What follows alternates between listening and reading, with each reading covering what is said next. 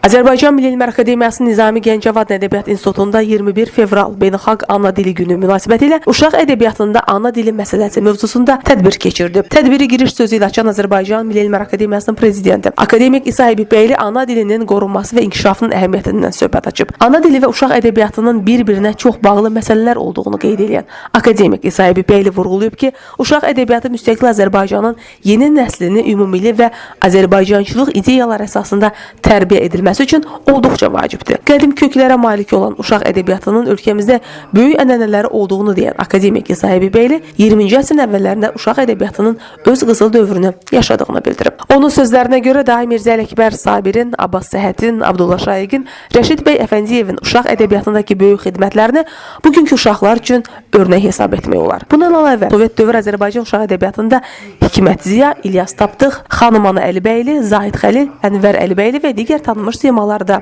qeyd etmək olar. Ölkə prezidentinin AMİA-nın 80 illik yubileyi yığıncağındakı nitqində və yerli televiziya kanallarına verdiyi müsahibədə ana dili məsələsinin prioritet istiqamətlərdən birini təşkil etdiyini söyləyən akademik İsa Həbibbəyli bildirib ki, dövlət başçısı tərəfindən ana dili ilə bağlı verilən tapşırıqlar, açılan imkanlar həm dilimizi müasir səviyyədə qoruyub saxlamağa xidmət edir, həm də milli ədəbiyyatının, həmçinin uşaq ədəbiyyatının inkişafına təkan verir. Sonra Milli Məclisin deputatı Ədəbiyyat İnstitutunun Uşaq Ədəbiyyatı şöbəsinin müdiri, filologiya elmləri doktoru Elnara Akimova çıxış edərək hər il Beynəlxalq Ana Dili Gününün qeyd olunmasının AMİA-da ənənəyə çevrildiyini bildirib. Onun sözlərinə görə etnomədəni sistemi qorumaq üçün bir qayə olmalıdır və burada ana dili və uşaq ədəbiyyatı mühüm faktordur. Daha sonra uşaq yazıçısı, filologiya elmləri doktoru professor Zahid Xəlil çıxış edərək uşaq ədəbiyyatında ana dili məsələsi ilə bağlı fikirlərini bölüşüb.